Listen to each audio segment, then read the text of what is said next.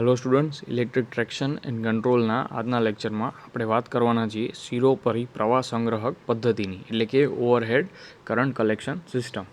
Last લેક્ચરમાં આપણે વાત કરી હતી કે લોકોમોટિવની અંદર રહેલી મોટરને આપણે કઈ રીતે સપ્લાય પૂરો પાડી શકીએ છીએ, બરાબર, અને એના માટે જે વસ્તુ વપરાય છે એને કરંટ કલેક્ટિંગ ઇક્વિપમેન્ટ્સ કહેવાય છે એવી આપણે વાત કરી હતી.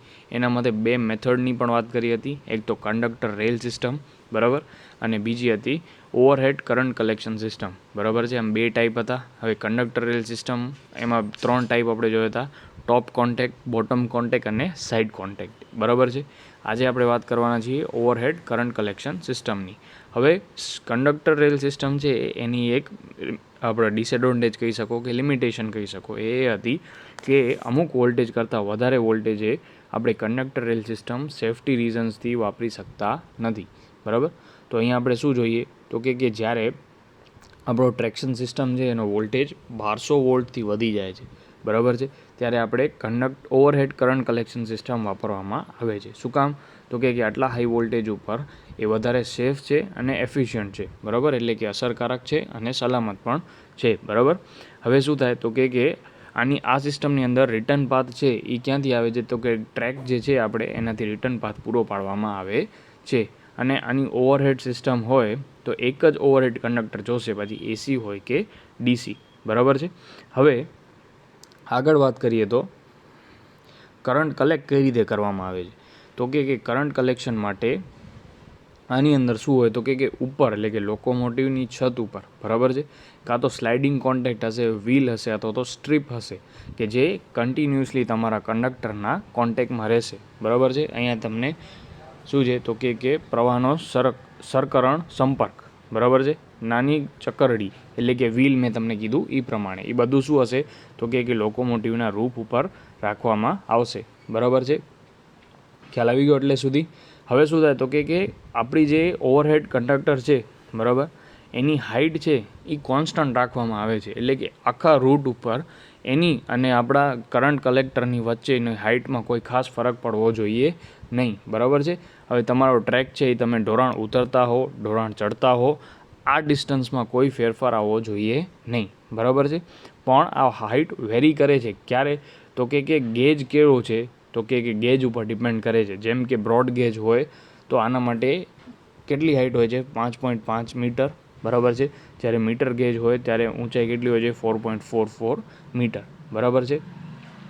તો આ રીતે આપણે કરંટ કલેક્ટરની વાત કરી. હવે જે આ કરંટ કલેક્ટર્સ છે એ બધા ક્યાં હોય તો કે રૂફ ઉપર લાગેલા હોય, આપણા લોકોમોટિવના રૂફ ઉપર, અને કોન્ટેક્ટ છે એ કન્ટિન્યુઅસલી ઓવરહેડ લાઇનના કોન્ટેક્ટમાં હશે, બરાબર છે. તો હવે આ કરંટ કલેક્ટર્સ છે એમાં પાછળ ટાઈપ્સ છે, બરાબર. ટોટલ 4 ટાઈપ આપેલા છે કરંટ કલેક્ટર્સની અંદર. એક તો કેબલ કલેક્ટર છે, પછી પોલ કલેક્ટર છે, બો કલેક્ટર છે અને પેન્ટોગ્રાફ કલેક્ટર છે. એમ 4 ટોટલ ટાઈપના કનેક્ટર્સ આપણે અહીંયા જોવાના છે, બરાબર. હવે સૌથી પહેલાં અત્યારે હાલમાં સૌથી વધારે જેનો યુઝ થતો હોય તો એ છે આપણો પેન્ટોગ્રાફ કલેક્ટર, બરાબર છે. મોસ્ટ ઓફ બધી ટ્રેનમાં પેન્ટોગ્રાફ કલેક્ટરનો યુઝ થાય છે. સૌથી પહેલાં આપણે સ્ટાર્ટ કરીએ છીએ કેબલ કલેક્ટર.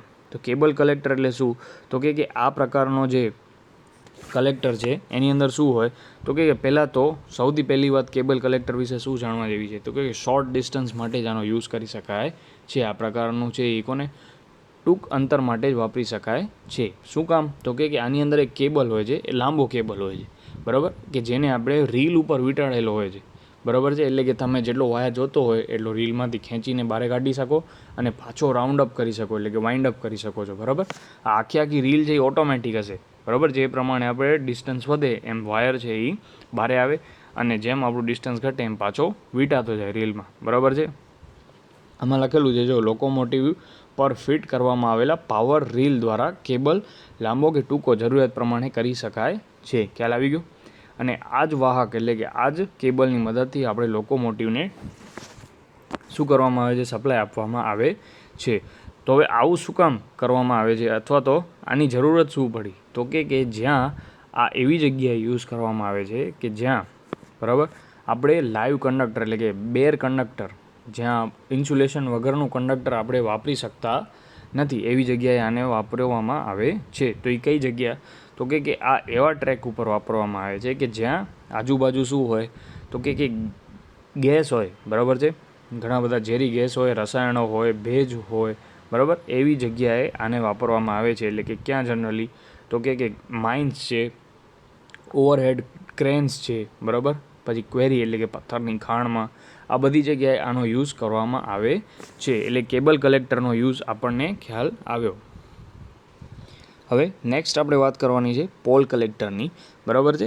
આ પ્રકારનો જે કલેક્ટર છે એની અંદર શું હોય છે તો કે એની અંદર એક પોલ હોય છે કે જેનો બેઝ છે એ આપણે લોકોમોટિવના રૂફ ઉપર શું કરેલો હોય છે, હિંજ કરેલો હોય છે, એટલે કે જડેલો હોય છે, બરાબર છે, ફિટ કરવામાં આવે છે.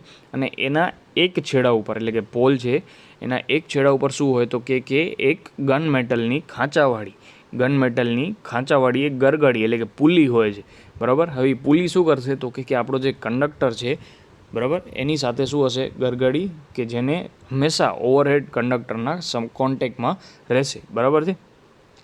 હવે એની રચના આપણે આગળ જોઈએ, બરાબર છે. હવે શું થાય તો કે એ ઓવરહેડ કંડક્ટરના કોન્સ્ટન્ટ કોન્ટેક્ટમાં કેમ રહેશે તો કે એની અંદર એક સ્પ્રિંગ લાગેલી હોય છે કે જેના ટેન્શનથી એ શું છે તો કે સંપર્કમાં રહે છે. હવે પોલ કલેક્ટર છે એ કોઈ પણ દિશામાં ગતિ માટે અનુકૂળ છે. એટલે કે એની ઉલટી દિશામાં કરવું હોય તો એને 180 ડિગ્રી રોટેટ કરીને પણ તમે વાપરી શકો છો.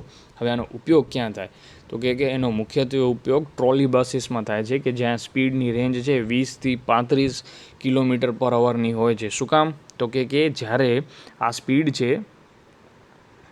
વધી જાય છે, બરાબર, તો શું થાય તો કે વધુ ઘટતી હોય ત્યારે શું થાય તો કે આપણી જે પુલી હતી અને આપણો ઓવરહેડ કંડક્ટર હતો એ બે વચ્ચેનો કોન્ટેક્ટ શું થઈ જાય છે, કોન્ટેક્ટ છૂટી જાય છે. તો એના કારણે સ્પાર્કિંગ થાય છે, બરાબર, અને આનાથી સંપર્ક સપાટીને નુકસાન થાય છે, બરાબર છે. આ સિમ્પલ હતું. આ હતું આપણું પોલ ટાઈપ કલેક્ટર. હવે આપણે એનો ડાયાગ્રામ ધ્યાનથી જોઈએ તો મેં તમને કીધું હતું આપણે આગળ શું જોયું તો કે એક પોલ હોય છે, બરાબર છે. આ પોલ આવી ગયો અને આ હિંજ કરેલો હોય છે તમારા લોકોમોટિવના રૂફ ઉપર. હવે એની સાથે શું છે તો કે એક ગન મેટલની ગરગડી એટલે કે આપણે પુલીની વાત કરી તેનો મતલબ શું થયો કે આવી રચના હોય છે. પુલી એટલે તો ખ્યાલ જ છે તમને, બરાબર છે, આ રીતે હશે. પણ એમાં મેઇન ખાસિયત શું છે તો કે એની સરફેસ આવી હશે, બરાબર, આવી સરફેસ હશે કે જેથી કરીને તમારો ઓવરહેડ કંડક્ટર છે એ આ સ્લોટની અંદર વ્યવસ્થિત રીતે ફિટ બેસી જાય. હવે અહીંયા તમે જુઓ તો આ જે છે એ આપણો વાયર છે, બરાબર, જે કંડક્ટર છે કે જે એ ખાંચામાં ફિટ બેસી જાય છે, બરાબર છે. તો આ રીતે આપણે જોયું કે પોલ કલેક્ટર કઈ રીતે કામ કરે છે અને કોના માટે યુઝ કરવામાં આવે છે. હવે વાત થાય છે બો ટાઈપ કલેક્ટરની. હવે પેન્ટોગ્રાફ કલેક્ટર છે એ બો ટાઈપ કલેક્ટરનું શું છે મોડિફિકેશન કહી શકાય, બરાબર, અથવા તો સુધારેલું રૂપ તમે કહી શકો છો, બરાબર. હવે આપણે બો ટાઈપ કલેક્ટરમાં જોયું હતું કે રિવર્સ ડિરેક્શન અને ફોરવર્ડ ડિરેક્શનમાં જો આપણને ટ્રેનને ચલાવવી હોય તો બે અલગ અલગ બો કલેક્ટર્સ જોશે. પણ આ કેસમાં પેન્ટોગ્રાફ કલેક્ટરની અંદર આપણે એક જ પેન્ટોગ્રાફ હશે તો પણ આપણે એને બંને દિશામાં આપણે ચલાવી શકીએ છીએ. હવે પેન્ટોગ્રાફ છે એની કરંટ કલેક્ટ કરવાની કેપેસિટી કેટલી છે 2000 એમ્પિયરથી 3000 એમ્પિયર સુધીનો પ્રવાહ એ શું કરે છે કલેક્ટ કરી શકે છે અને એવી રીતે ડિઝાઇન કરવામાં આવે છે. અને કેટલી સ્પીડ સુધી આનો યુઝ કરી શકાય છે તો કે 160 કિલોમીટર પર અવરની સ્પીડ સુધી પણ આપણે આનો યુઝ કરી શકીએ છીએ. હવે પેન્ટોગ્રાફ કલેક્ટર છે એની અંદર શું હોય તો કે ઉપરના સાઈડમાં તાંબાનો એટલે કે કોપરનો 1.2 મીટર પહોળો પટ્ટો હોય છે, બરાબર, કે જે તમારા કોન્ટેક્ટ એટલે કે ઉપરના ઓવરહેડ કંડક્ટર સાથે કન્ટિન્યુઅસલી કોન્ટેક્ટમાં રહેશે, બરાબર છે. અને આને શું છે તો કે એને આખો સપોર્ટ મળે છે એક cross arm diamond type shape હશે, બરાબર, એટલે કે આ ટાઈપનું તમે સ્ટ્રક્ચર બધી જગ્યાએ ટ્રેન ઉપર જોયું હશે, બરાબર. હવે શું થાય તો કે આ સ્ટ્રક્ચરને તમે ઉપરે લઈ જઈ શકો ને નીચે લઈ જઈ શકો, બરાબર છે. હવે આ સ્ટ્રક્ચર ઉપરે જઈ શકશે અને નીચે જઈ શકશે. એના માટે આપણી પાસે 3 મેથડ છે. કઈ તો કે એક તો કમ્પ્રેસ્ડ એર વાપરીને તમે ઊંચું લઈ જાઓ છો, બરાબર, અને ગ્રેવિટી એટલે ગુરુત્વાકર્ષણનો યુઝ કરીને એને પાછું નીચે લઈ આવો છો, બરાબર.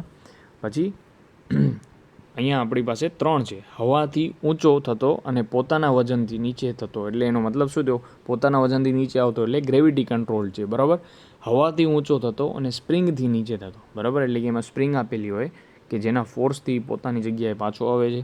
અને સ્પ્રિંગથી ઊંચો થતો અને હવાથી નીચે થતો, બરાબર છે. તો આમ 3 પેન્ટોગ્રાફના ઓપરેટિંગ મેથડ્સ છે. એક શું છે તો કે કમ્પ્રેસ્ડ એરથી ઊંચો થતો અને પોતાના એટલે ગ્રેવિટીથી નીચે આવતો, હવાથી ઊંચો થતો અને સ્પ્રિંગથી નીચે આવતો, સ્પ્રિંગથી ઊંચો થતો અને હવાથી નીચે આવતો. બરાબર છે.